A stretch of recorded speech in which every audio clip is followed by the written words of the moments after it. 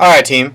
This is a presentation about the big problems that people foresee with SBG, which of course aren't actually problems, they're just big philosophical shifts. I want to call those the SBG elephants. This slideshow is going to be a little bit threadbare in that I really would like to just discuss with each of you what specific hangups and problems and just systemic issues you may foresee with the problem. So I'm just going to go through some basics here and we'll see what's up.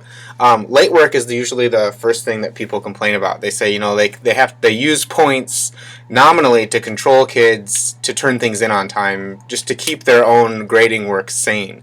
And I suppose one way to get around that, if you're still thinking of the idea of having kids turn things in on time every day, or that's a part of the regimen that you think is just necessary for your students, is to use this simple checkmark system. And this picture is from Justin Turner at Solon Community School District, and he changed Power School over so that it just gives check marks for things. They don't really affect their grades, but parents can go in and see that kids are doing it or not doing it, and that is just as good as anything else, because homework, you were probably putting it at 1% of their grade or 5% or something like that, so you might as well just take it out entirely and not have it pollute the grade.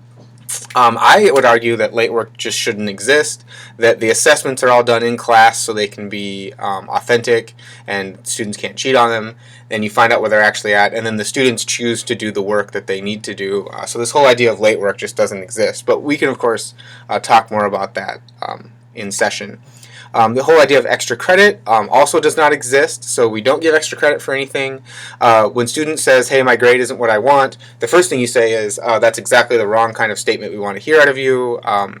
What we really want to hear is, here's something I don't know. Like if you look at this picture of a gradebook, you can see a couple zeros and a couple ones.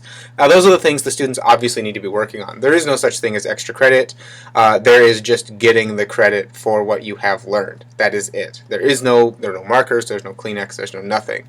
And the way students do that, you have to change your gradebook into something that students can actually use to figure out what it is they should be working on. And that was the big problem in the system before, is that kids didn't know what they could do. You had this quiz, this worksheet, this project that were all turned in kind of late. The kid wants to get a B. So you end up with this weird world of playing these math games with points, whereas in standards-based grading it's so much more simpler. It's just look at optimization. Obviously you can't do it. Study that. Get it right in the next quiz. Do something that shows me you get it. I don't care whatever your reassessment policy is.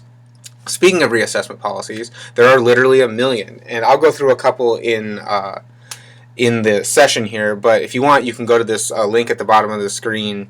Sorry, you'll have to type that in because this is a video, but I went through a couple just sort of fake assessment policies, but my general rule is this. People are normally fighting about student control, and so this is the equation I would use. If you want the max percentage of student control over the reassessments, just do 2.5 times their age.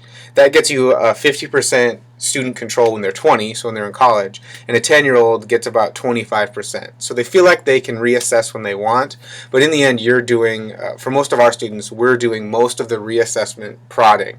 We're timing it. We are deciding that Standard 1 is going to come back in August, September, and January, and that's just the way it's going to be. In college, things can get a little bit more open.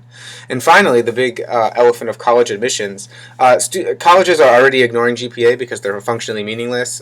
Colleges are already taking it in their hands to assess students with programs like ALEX. And finally, here's a quote from a provost at the University of Texas at Dallas responding to the bizarrely different GPA systems they have in Texas. So this whole idea that GPA is necessary for our kids to get into college is pretty much just patently outdated. And we'll talk, of course, more about that in session. Great. See you guys there.